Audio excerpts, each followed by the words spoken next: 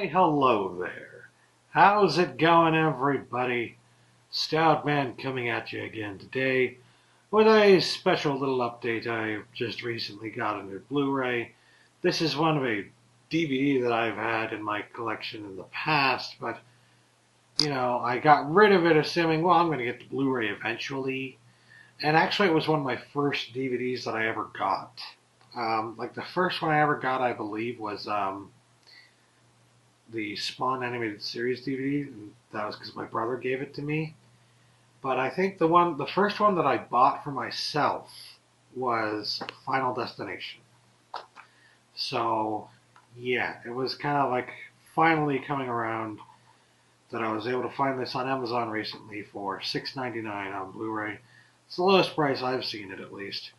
And well, I've seen it going for like $9.99 at Best Buy during the whole the upgrade and save event, which would have made it $5. But the problem is that at my particular Best Buys, they don't carry the first Final Destination. They usually only carry the fourth and fifth one, sometimes the third or second. But for whatever reason, they don't carry, the best movie in the entire series. I don't know why, but they don't.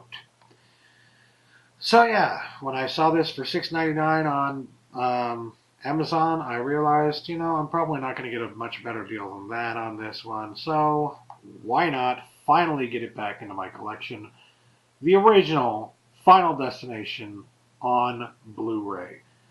Now, if you've seen my past videos, you know how I feel about Final Destination and the sequels. But if you haven't, just a quick recap here. This is the only movie I like in the series. I think that from the second movie on, they completely lost touch with the whole concept of the movie that they were trying to get at in this one, and completely turned it into like a money-making machine primarily, not something based on the story. While the second one did have a lot to do with the original story in the first one, I'm not denying that. I'm just saying they had more focus put on deaths and dying and being as disgusting as they possibly could in the ways that people died. And honestly, it had a muted effect for me, where I didn't really think it was all that scary, because it was clear to me that death in this movie had become a spectacle, not something to be feared, but something to be gawked at. And to me, honestly, I don't like particularly those types of movies. I guess they're not that bad. There's nothing terribly wrong with them. They have their place in film history. But personally, I just don't like movies like that it's not about really scaring you. It's just about shocking you. Shock value doesn't, sell me on a movie. It really doesn't. It's all about the story and putting it together in a way that actually scares you in some way. And for me, Final Destination actually did that, despite the fact that it has its roots in the whole teen horror movie that was coming about in the late 90s, from Scream onto I Still Know What You Did Last Summer to, Final Destination. But, despite having its roots in that kind of film, there's a lot more here than someone might see at first glance. Which is why it's really sad that in the subsequent movies, which, by the way, most of them were, I believe, written by the same exact people, so it's not as if you could say, well, it was done by different people, so they clearly fucked it up. No, it was done by the same people, and they fucked it up, because for them, it suddenly became, I feel like this is what it is, that it suddenly became about them making more money off of the concept. I did like Final Destination, the first one, particularly because they did take more chances. The musical score in this, in particular, is what gets me, because I am always interested in what films are doing with their musical score. Well, maybe not always, but usually interested, because I have my own opinions on that not many people really even think about, really. So this movie has like a combined soundtrack. It's got its own musical score, which is very haunting, very reminiscent of old, I don't know, Hitchcockian dramas, I would say, Hitchcock thrillers. Um, and then it's also got its own like soundtrack full of, random songs. Only the songs are not that random. That's what I like about this. That's what I like. If I were making movies, that's the kind of thing I would dabble in. Is the kind of thing you see here. So like in this movie, when you see one of the characters driving up alongside one of the other characters, and you hear Nine Inch Nails' "Pictures in My Head of the Final Destination," that's incredibly intentional. And like a lot of people don't really get that at first, or they might hear it and think, "Oh, that's cheesy and corny." To a certain extent, maybe, but that's like a hint that the music in this movie, not just the score, but the individual songs being used in this movie, are integral and a part of the film. They tell part of the story. So you hear that Final Destination. You see that Final Destination on the boarding pass thing a couple of times also. But the whole thing with John Denver music. John Denver died in a plane crash. And that song, the Colorado Rocky Mountain High, keeps playing over and over throughout the movie. It just keeps coming back over and over again, haunting the characters. Now, at a certain point, it kind of stops, like particularly when they're in the car, and what's his face, the guy played by Kerr Smith, he starts driving like a lunatic and all that. And there's death that takes place around there. I'm not going to say who it was, but you can assume in a movie like this that some teenagers are going to die, right? But in that scene where one of these characters dies, you don't hear the music. So it doesn't take place during every death scene, but it does seem to haunt the entire movie, which I think is interesting because, I mean, it's just another example of how the music in this movie, not just the score, but the music overall, is kind of like haunting the characters and the story and everything. I like that because people don't really think of this as a haunting movie. They don't think of it as haunted at all. They just think of it as a stupid, scary movie where a bunch of teenagers die, kind of like a bunch of other horror movies of the time. But no, I mean, a lot of those movies were based on the haunt, and this one does more to reflect that than others. Or for Pete's sake, one of the main characters played by Sean William Scott, I believe his name is, in the very beginning of the movie, he's wearing a hockey jersey that has Hitchcock written on the back, and he is referred to by one of the other characters as Hitchcock. So I think it's kind of interesting that they would refer to Hitchcock verbally, visually in this film, and then, through the actual musical score, a lot of the notes that you hear are reminiscent of something you would hear in a Hitchcock movie. So I feel like there's a lot going on there that a lot of people don't bother to explore. There's more to this typical, teen thriller than at first glance reveals. Now, in the subsequent movies, holy crap. That's just crap. I mean, no offense, but it's like I said, it becomes all about killing them off and not how they're killed off. The whole concept of death's design becomes a little bit muddled throughout all the other movies, and it doesn't really become as much about following a particular design and trying to cheat death and figure out what's going on as it does become about visions. Who's having the visions? Are you having the visions? You had the visions? Oh no! Well, then we got to do something about the visions.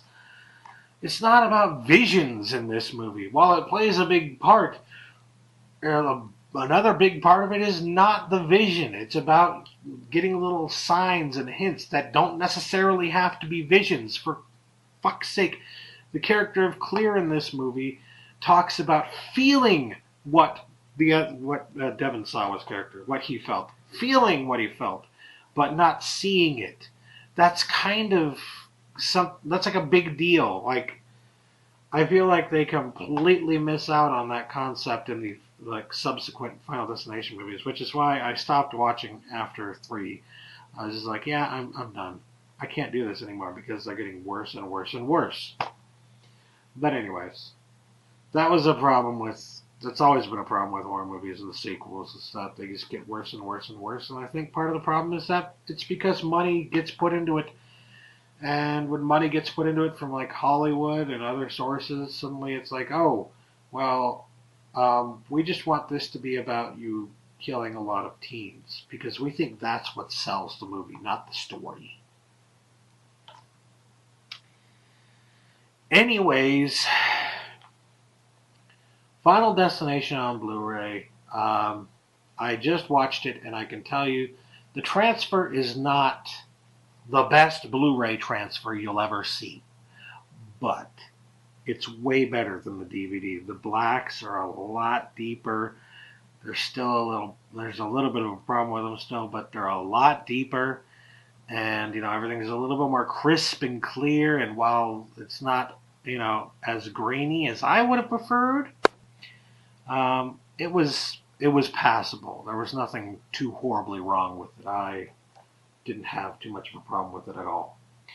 So yeah, this Blu-ray also includes, I think, all the special features from the DVD and maybe even some more.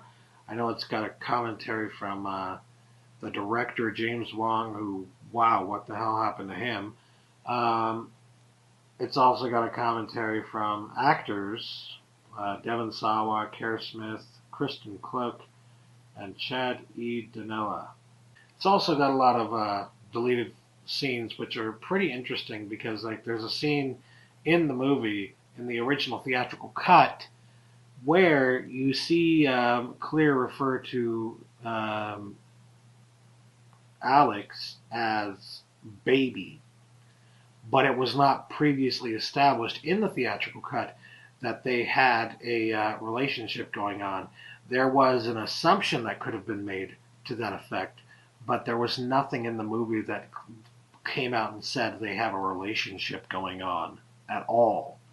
So what happened is they kind of took out the basis for that in the theatrical cut, but in the deleted scenes you get that. You get the the basis for that. So, I mean, that's, I guess, a little problem I had with the theatrical, but that's not their fault necessarily, because they made that decision entirely based upon screenings where viewers were saying that they didn't like that aspect of the movie, so they felt like it should be taken out, but obviously it couldn't be taken out everywhere because it was kind of a little bit of an integral plot point there. And they had already filmed everything, so the best they could do was to have it left in that baby sequence. But if you're ever wondering about that, watch the deleted scenes. It becomes perfectly clear. But it's not their fault. It's test audience fault. So fuck you, test audiences, because I feel like that was perfectly fine. I don't know why you have a problem with there being some kind of a romantic relationship in a horror movie like this, especially one this damn good. It's just like, let them have it. It's not that big of a freaking deal. And I don't know. I feel like people want to detach themselves. When they see movies like this, they want to detach themselves from the characters so that they don't have to feel bad about them dying. They can enjoy the spectacle of it. It's almost, like watching, the gladiator events in some ways, because people want that spectacle of watching a bunch of people dying for some fucked up reason. People just fucked in the head. I'm not like that, though. I would prefer there to be some actual story, some actual substance to why they were dying. I would prefer to actually have a connection to the people in the film, like to feel like I can understand where they're coming from, who they are, before I see them just get brutally murdered for no freaking reason. I mean, if that's going to happen, I want there to be a freaking reason that I care about it. Because if I'm able to detach myself from that, then I'm not being scared at all. I'm just sitting there saying, whoa, they died. And that's... what the hell is wrong with you people? But yeah, the Blu-ray has a pretty good transfer, loaded with special features. No problem at all. I got it for $6.99. I think it might still be going for $6.99 at the on Amazon, not at Amazon.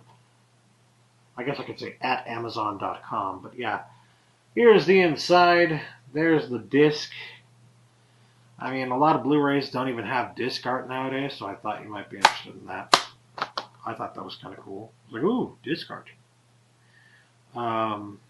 So yeah, it's not the best Blu-ray out there. It's not the worst out there in terms of, you know, the quality of the picture and the sound and all that. But it's passable, and for a decent price, I say get it because it's the best movie in the series. In my opinion, the only one worth even getting. So there you go. Final Destination on Blu-ray. Thanks for watching. Catch you later. Peace.